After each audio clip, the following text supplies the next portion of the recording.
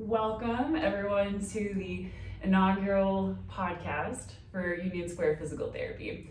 I'm Dr. Megan Brady DeLeo, owner and founder of Union Square PT, and today I am so excited to have with me my good friend Jennie Siegel, who is a personal trainer and yoga instructor. I'll turn it over to Jennie to tell us a little bit about your background, and thank you for coming today. It is such an honor to be here. I love you so much as a friend and a provider. I really respect that. And so I guess when you like where I come from, my background kind of, so I've been a ACE certified personal trainer since 2009. So I started my very first job at a Bally Totals Fitness. At the time I was a Muay Thai fighter and a yoga practitioner, but not yet a teacher. And I just haven't stopped ever since. So I've really grown a private practice. So these days I'm almost entirely in-home one-on-one, which really affords me a unique opportunity to work with people. And then I also teach with Megan at Be in Union in Somerville, which is my home yoga studio and was home to me for many years before teaching there, and now is a really great honor. And there I like to specialize in yin, which is a very gentle form of yoga, and it's very close to my heart.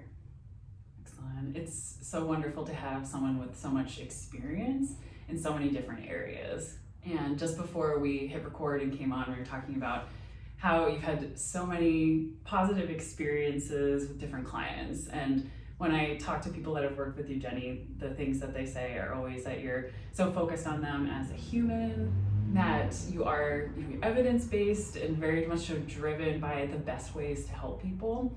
So what inspired you to go into your profession? Like what, sparked that interest for you originally? So kind of a unique origin story. My degree is actually as a classical musician. I'm a classically trained oboe performance major. And that was something that I was deeply passionate about. And the only other thing that I knew I was passionate about during that time was working with people, helping people. And I had done a project senior year in the nonprofit sector with fundraising. And I sort of thought to myself, because music is a pretty hard path to have. And I thought, well, if that doesn't work out, maybe I'll go into nonprofit, something like that.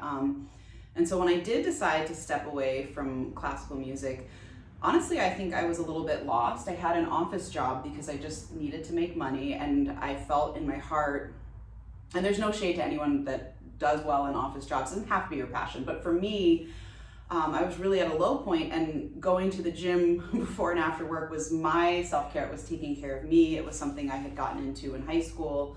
And I wasn't a naturally athletic person, but I just had a passion for it and learned. And it's one of those things where anyone can grow and develop. You don't have to be naturally anywhere to make progress. Maybe you'll never make the Olympics, but you'll make progress. You'll be empowered.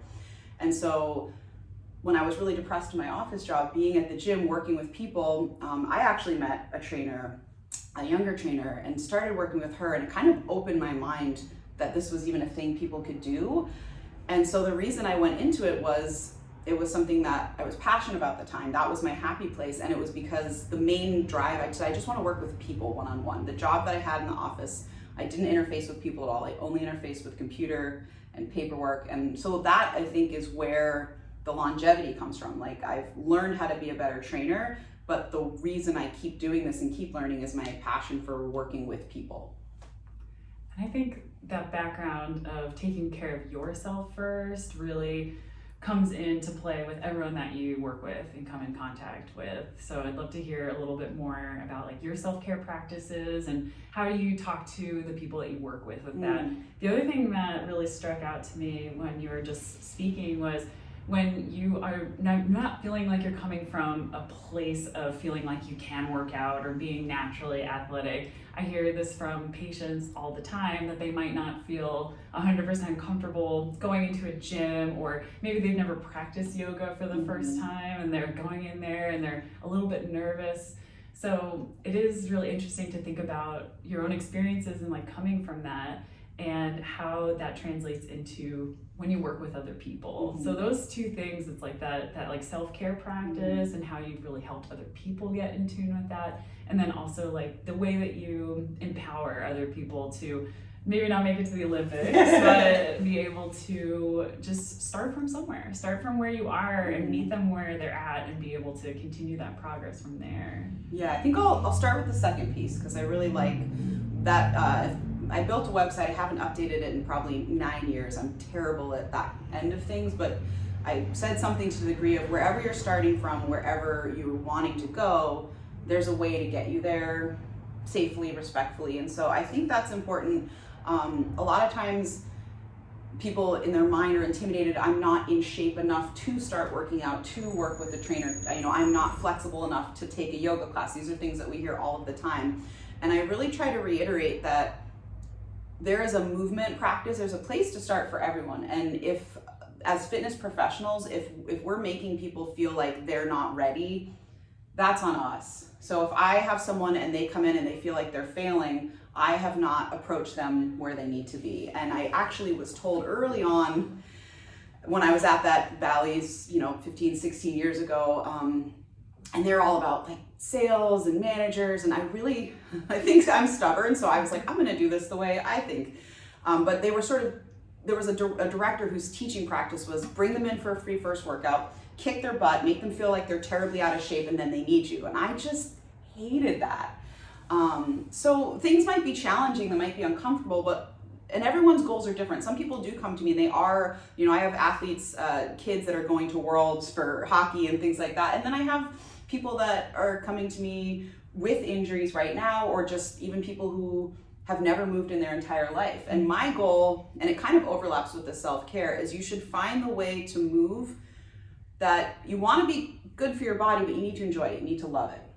And so I always try to figure out what people will enjoy and how I can help them. If you do just enough that you succeed, then they're not going to drop out. So I think that's a lot of it is psychological too, understanding that, meeting people, understanding that things can be fearful. And I myself have come back from injuries and know what it's like to feel unsure. And even though I wasn't naturally athletic, I spent many years training very, very seriously and fighting as a Muay Thai fighter. And it was this gift of a challenging time where I just pushed myself to the limit. I saw how much you can achieve when you're really driven and focused. But some of my clients might not want to train 6 days a week. That's fine. Some of them say I can do 20 minutes twice a week and that's it. And that's what I always kind of say, realistically, if you're starting from zero, maybe you can only give me 5 minutes. So I think it's understanding that every little bit counts and that we should meet people where they are and make them feel like they're succeeding, because that is possible for everyone, right? Like, you shouldn't feel like you're not fitting into the practice or fitting into the workout. That should be designed to meet you. And that's, the longer you do this, the more you learn.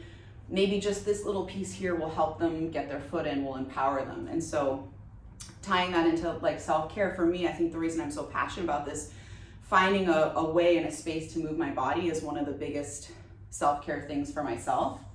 And sometimes I change it up. So, yoga is a constant, strength training is a constant, but sometimes I will be a student myself. Like, I'll go and take a dance class and feel like a complete beginner. And not only is that, does something to our brain to be in the beginner mindset, but it also helps me put myself in the shoes of my clients, right? There's some things that I've been doing for a very long time. They're like breathing to me. But when I put myself in uncomfortable situations, I did an open water swim with one of my clients. I'm not a naturally good swimmer. I was terrified, but I trained with her and I did it. And I kind of told myself what I told her. If you want to get from here to there, here's all the points. Do the training, build up. You have to do the work. I would sometimes talk to myself, like, just get in the water and do the swim. So I think it's important for us as teachers, guides, coaches, to also remember and put ourselves in that shoe of learning and being uncomfortable. I think it makes me a better trainer every time I can really internalize what they're going through. And the other ways that I take care of myself, nature is a huge one for me. So just going for a nature walk, right? But for my clients, it might be listening to a podcast, giving your kid maybe 20 minutes to go play on their own and taking those 20 minutes for yourself. It's whatever it looks like, but it's something that I think it's important that everyone finds out for themselves, right? Like, if you enjoy going for a walk, go for a walk. If you like to bike, bike. If you want to run, run. It's like finding the one that you enjoy. I'm never going to say, every single person should run because it's the best exercise. Well, if you hate running, it's probably not going to bring you joy. It's not going to serve you. So, understanding what's your flavor. And same with like healthy eating, broccoli, I could say, oh, that's got the best nutrients. But if you hate broccoli, you're not going to eat it. So I'm not going to be like, you need to eat broccoli and chicken. I'm saying, what are some vegetables you really enjoy? What are some interesting ways we can cook them and add them in, right? And I'm not a nutritionist. I just focus on adding. I try to kind of stack all of the habits in a positive way. So many positive stacking of different concepts here that works so well. It's like finding the why or like the real passion and goal behind what that individual in front of you is trying to achieve. Because if we understand our why and we're able to kind of dig deeper, like layers of an onion in terms of what the real motivations are, then we can really tailor that program. And that program can be structured around their particular why, but it can also be very flexible in terms of like bite-sized chunks of being able to fit it into different parts of your routine and your schedule. Just like making it fun and making it enjoyable, celebrating those like wins with people, and being able to be very open about your own experiences and sharing what works for you. Being able to, get into the Middlesex Fells and do some like tree bathing, and just being able to mix some of these different like dance classes and trying new things, expanding your own boundaries and your own comfort levels. Can also let other people know that it's okay to do these things, and it's okay to go into a little bit past your boundaries, never so far that you're uncomfortable or unsafe, but the way that we grow is by trying and doing new things. And it really helps to have, like I tell my patients, like you have big goals, you need a big team behind you, you need like big support, and being able to like share in some of these wins with people. When you were talking about the open water swim, that really made me think of like how big of a win that was for the two of you working as a team together.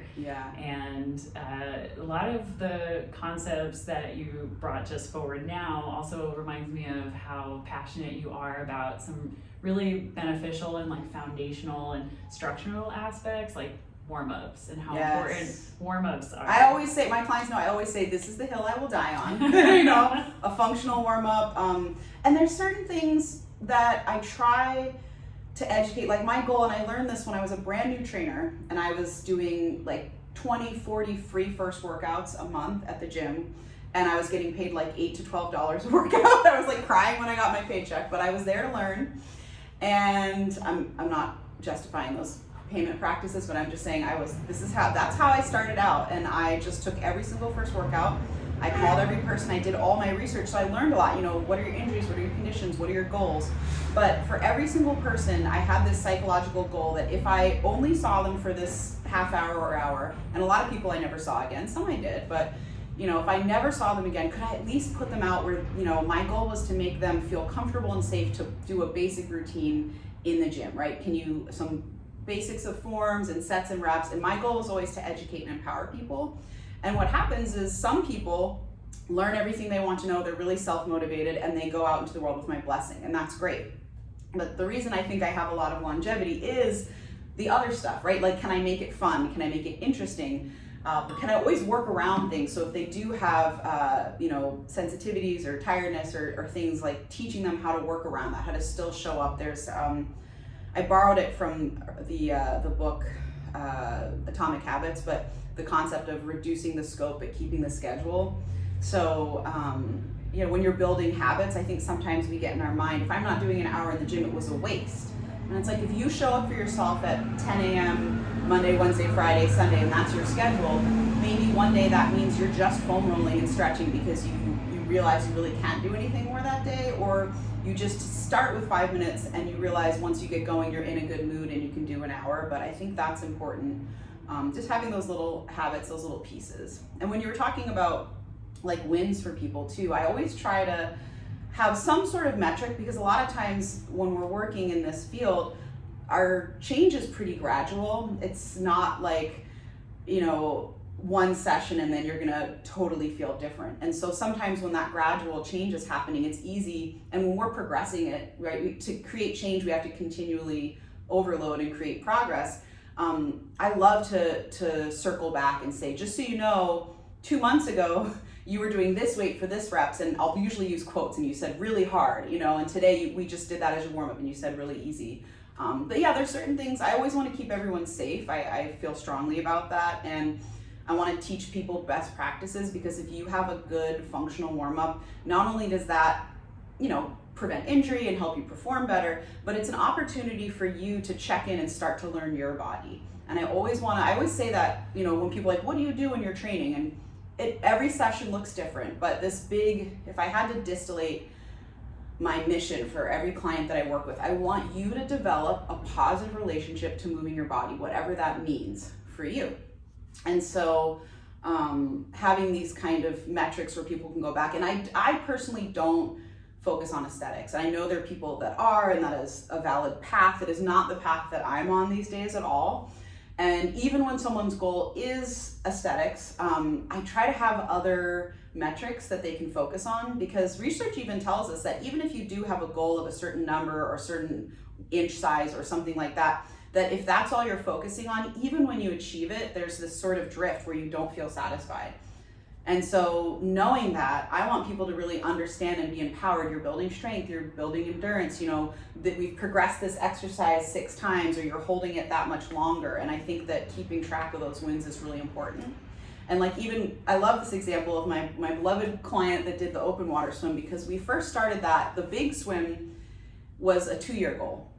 And so I'm like, do you have a long-term goal? What's a short-term goal? And the short-term goal we set was, at this point, this individual had a lot of physical considerations and could not swim for more than 20 minutes without their back seizing up. So that was the first goal, and that took us months to get there. But like I said, I'll meet people where they are. So that's why I said, okay, if you're ready to do that, then I'll do it with you. And it's the same thing where some people might only they see me, maybe they really don't want any homework. I'm like, all right, maybe just your homework is going for a little bit of a walk, right? But some people want a schedule, and I will meet people where they are. So if you want to know what you're doing 7 days a week, I'll tell you that. I always have the caveat of, this is a guideline, listen to your body. So that's, I guess, coming full circle. I got a little around here, but when you have a consistent warm up as a self, you're learning your body and you're noticing, oh, how does it feel today? How is this different from yesterday? Like sometimes when people haven't worked in their bodies and they're pretty disconnected, I might ask, where do you feel that? And often I'll hear, I don't know, I'm not sure. And I always say it's a fine answer. But by having that familiar routine, it's almost like in yoga practice where you have your sunays, your vinyasa, the kind of foundation that you come back to. You learn, okay, this is familiar, and then you learn, how does my body feel in here? And so part of what we do, I know you do this too, because I've had the great honor of sharing clients with you, referring them when they need PT, and also you sending me people that I've met for the first time. And that's a common thread that I hear with your people, is that, Megan really taught me to feel my own body, to listen to my own body. And that's what I think a good coach or trainer or even doctor does, is empowers you. And there's sort of that old school selling mentality framework, like I was told, and I'm glad I didn't listen to this. I had really good mentors, but some of the bad people in the gym would say things like, make them dependent on you, right? Like you don't want to teach them so that they need you. And that's just heartbreaking. I don't want them to need me. I want them to want me, Not relationships, but kind of similar, right? Like I want to empower them, and then, maybe they're just hiring me because I make it entertaining and it's too boring, or because they know, like one of my clients always jokes, because I'm always, frameworks stay the same. There's consistency. We have the same muscles, but I'm always learning, and I try to do enough to keep things interesting. And one of my clients always teases me. She's like, Jenny, you get a hobby, because I'll come in and she's like, this is new. And I've been with her, a good number of my clients have passed the decade mark, which is such a deep honor. And I don't mind. I love if people come through, if they have a goal, you've got 2 months, we budget, we do it. That's awesome. But when I know someone and I've seen them through so many seasons of life that way, it allows me to be such a great version of a trainer, because I know their body so well, and they know the vocabulary, the dialect, it's this really magical experience where I really feel like we become family. Mm-hmm. And it's this great honor. So even after 10 years, I'm still bringing in new stuff, and she'll just kind of side-eye me, like, you need to get a hobby. I'm like, this is my hobby. I was researching this weekend. But that's like the Dharma and yoga philosophy, is like that life's calling. And we met through yoga. We met through the Be in Union Yoga Teacher Training Program in 2020. So that was when Jennie and I first were really able to like start building our relationship, and I wanted to hear a little bit from you about like how you work your yoga practice into your trainings. Already so many things that you're pointing out, like that the empowerment, like being able to lean into those around you, but ultimately being able to really self-study and really go into what you need is such a like yoga philosophy, taking what you need, leaving what you don't. These are all things that I feel like have helped shape my PT practice. And also the yoga community that we have here at B has been just a vital part of my life, getting to know you, getting to know everyone here, and just being able to like be a part of the bigger community. So I feel like it was an interesting time for us to come into yoga teacher training, like during the course of the pandemic. I don't think I saw your face outside of a mask for like the first couple of months of us knowing each other. Yeah. So yeah, I wanted to hear a little bit from you about, your yoga, your yin yoga class. I'd love to, have you tell listeners a little bit about what you focus on here at B on Wednesday nights at 7:30, as well as how you weave yoga into your practice and into your life as well, because I know it's been something that we, vibe on so much. Yeah, very much so. Yeah. First of all, just in the training context, I remember I sort of heard like, oh, doctor of physical therapy, and I'm such an anatomy nerd, and being a sole proprietor, I work a lot with my clients. I do some continuing education, but I'm usually in a bubble. So I think that the experience at B with that teacher cohort, it was really great for me because so much of the time, again, I'm the professional in a bubble, and so it was this really great opportunity to have other people to network on that level. And I definitely, my ears perked up, and I think I just was like, ask you this question, ask you that question. Like, this is my understanding of how this works. So I think we first bonded from like a nerd standpoint in the best possible way. But then I also like got to know your heart and what a beautiful person you are. And so that was really inspiring too. And that's kind of how I think we approach our work and our clients the same way. And I was really fortunate. I mean, the first exposure to yoga I had was in high school. I had a gym teacher, Mrs. Slocum, wherever you are, and she was a yogi, and she during exams would offer free yoga during lunch periods for stress. And so it kind of established it. And I think I remember triangle pose. I remember being like, what the heck is happening? And there's a little bit of mindfulness in there, but it planted this seed of here's a tool you can use to deal with stress. And I had a lot of very high stress situations in my personal life in high school and beyond. And so, even if it was once every month or 2 months, there was a studio in West Concord. It was called Yoga for Life. And when I was really feeling overwhelmed, it was like, okay, I'm going to take the $15. I'm going to go take this class. And it was mostly all like local moms, maybe my sister would go. There weren't many other young people there, but I think it just planted the seed. And everywhere I moved and lived, that's what I would kind of seek out as my personal space. So then when I started training and was a martial artist, I still would do the yoga component to kind of recover from that level of training. And I was threading a lot of elements from my personal yoga practice into my personal training before I had the actual standalone certification. And a lot of that, it starts with the breath. I always, what are all the things I've done within my life? I was a classical musician, I was an athlete, a yogi, personal training, I sang, all of that breath. Breath is at the core, and I have learned about breathing for a very long time from a young age. And so I always tie that in. I think it's so integral and sometimes overlooked maybe, right? Form is always important. Everyone knows that. That's another hill I'll die on. It's like form first. Warm up, cool down, form first. But the breath is key. And so a lot of the yogic breath practices that I had learned myself for anxiety or just for movement, that's always tied in. And then even certain poses, like elements from sun salutations are often part of my functional warm-up. And then a lot of the principles. So as I got deeper into, learning about yoga, learning about the yamas, the niyamas, which are those kind of guidelines that can be applied to your life regardless of, religion or anything like that. They're sort of universal.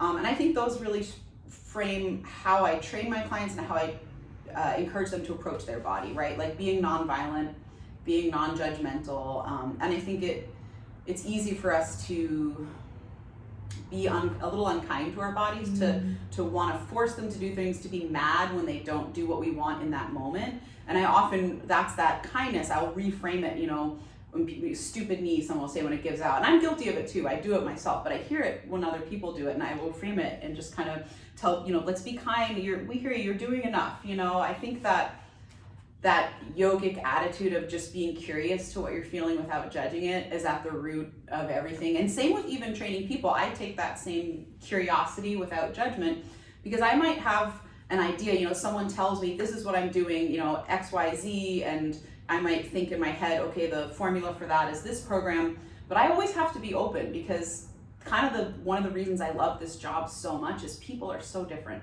And everybody, I'm always learning. And now, you know, if there's a way to approach a certain move, I might have 15 different variations. And I love being like, okay, try this, try that. And then, you know, these days people are kind of surprised, like, how did you know? I'm like, well, I had to learn. I've learned so much by watching and being curious. And if I was set in that rigid prejudgment, I'd be like, that's not working, I need to fit it that way. And that's not how life works, it's not how, so I'm always curious. And even if this didn't work for 10 other people, something's not working, I'm like, let's just try. I always like to kind of let people know, I said, let's try this, if it doesn't work, it's okay. And that also kind of gives them permission that they're not feeling like they're gonna fail, sort of. So I think I like a lot of that, the compassion, the curiosity, the non-judgment, and then the breath work is really core. I mean, I do borrow some of the movements, but I think just having breathing be at the center of everything, and having a mindfulness, noticing what are you feeling, where are you feeling it, is really important. Yes, and you know, even as you were speaking now, Jennie, and I hope our listeners are taking some deep breaths, like thinking about like how you can even mix it in during to the course of your day, and how big of a difference that can make. And that non-judgmentalness, that mindfulness about like what's really going on, that use of language that is helpful and not hurtful, all like really works into what we're trying to do, which is getting bodies moving and feeling a lot better. Another way that you do that in your practice is the Graston technique, and we continue to bond by taking our training together up in Portland, Maine, just about a year ago. Yeah. And so can you tell our listeners a little bit about how you use the Graston technique? And for anyone that doesn't know, Graston is a series of different instruments.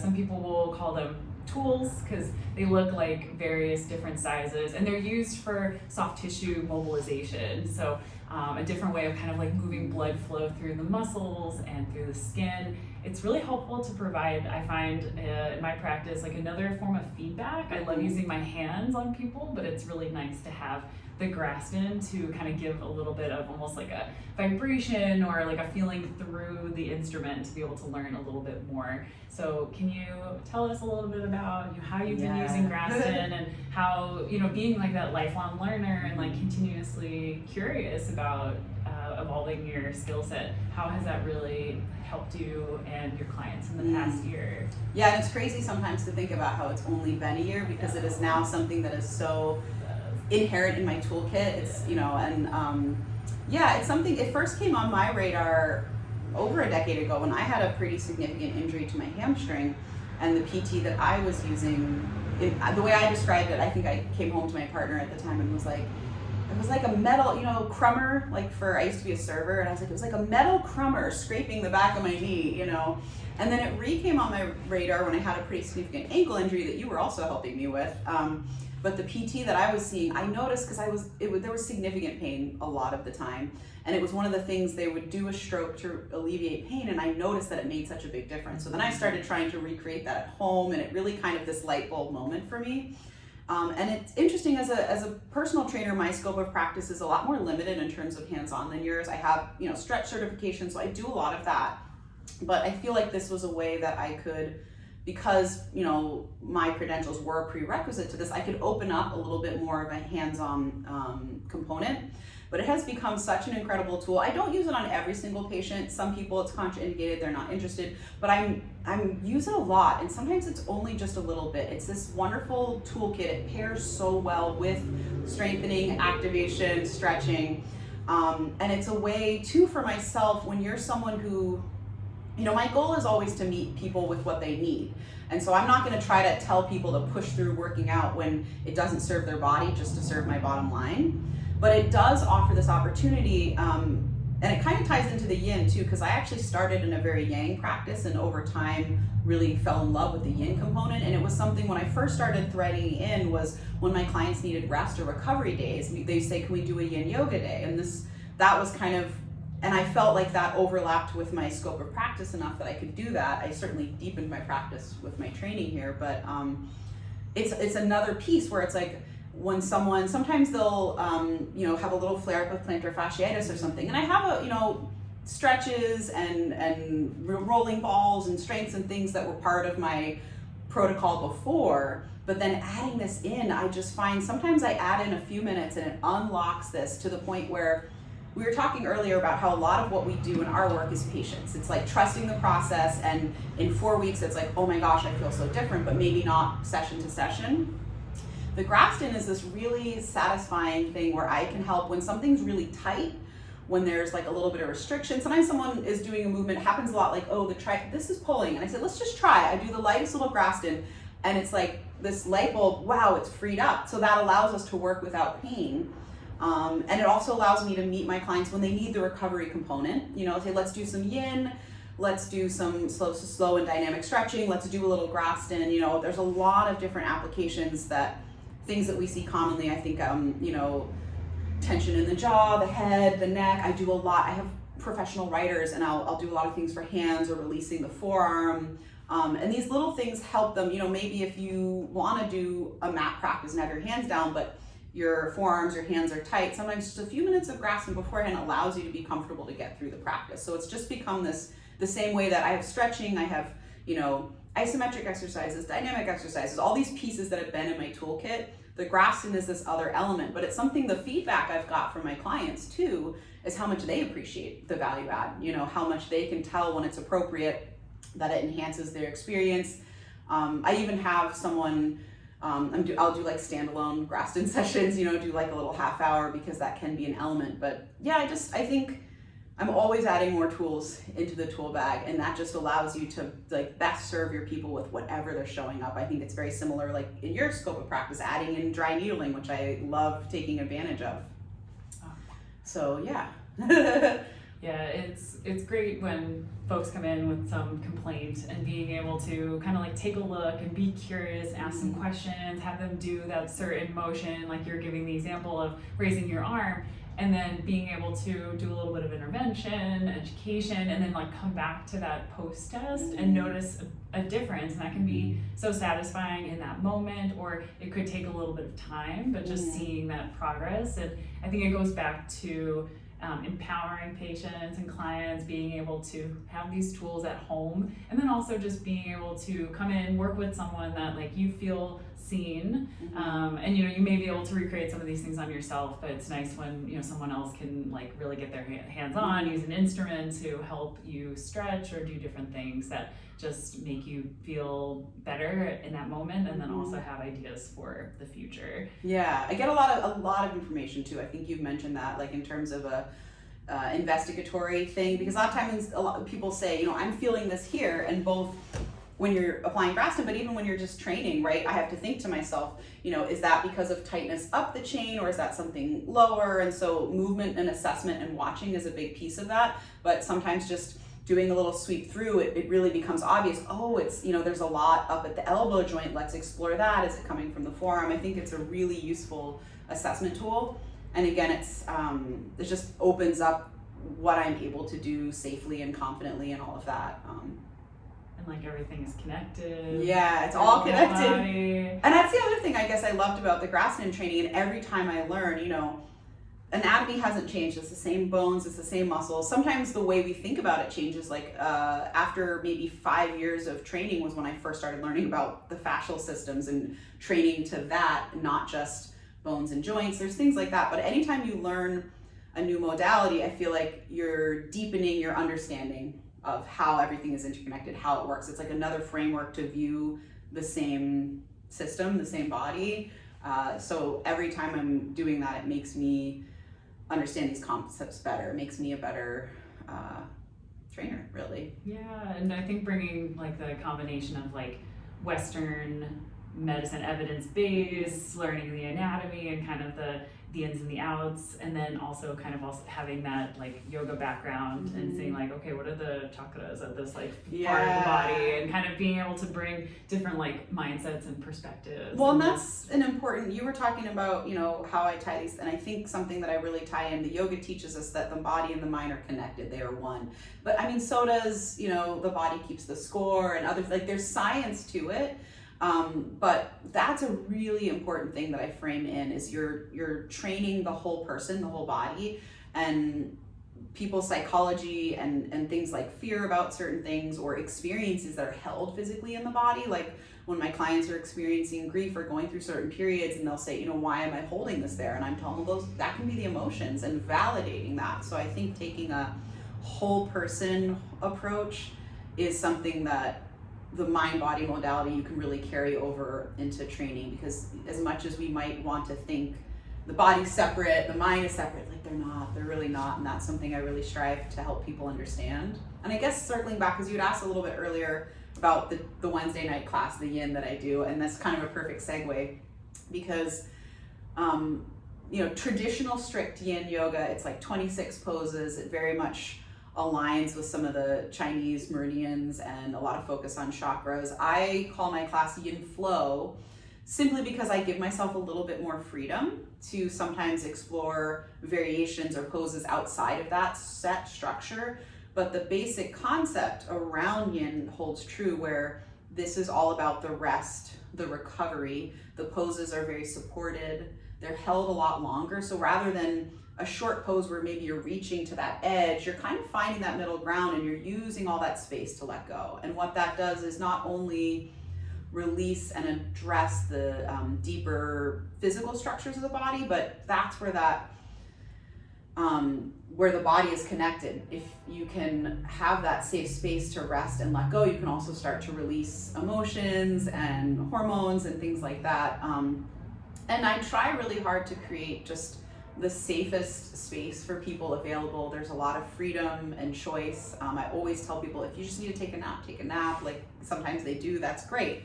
It's just a space where you've got permission for that hour on the mat. You don't have to do or be or show up for anyone. You just get to be for yourself in that moment. And I think that so many of us are missing that, right? Because it's modern life, and it's fine. Like I understand we have jobs, we have families, we have responsibilities, all these things are important, but giving yourself the permission that you deserve that rest when you need it. And so that's what I try to cultivate. And then even if someone doesn't have an hour later in the week, I always encourage them to take 3 minutes, one pose, or maybe even just 3 breaths, and just kind of tuck that with you into the week. So it's been really special cultivating that space. Again, coming from someone in my younger practice who was like, I had an Ashtanga phase for a while. I've done, hot power yoga, and there's nothing wrong with, burning out all that sweat, and challenging yourself can be really fun. But I found that in my life and with everything on my plate, that was the space that felt really needed and comfortable. And it just seems to speak to me. It's the space I love creating the most for other people within the context of this studio. I just love creating that really safe space.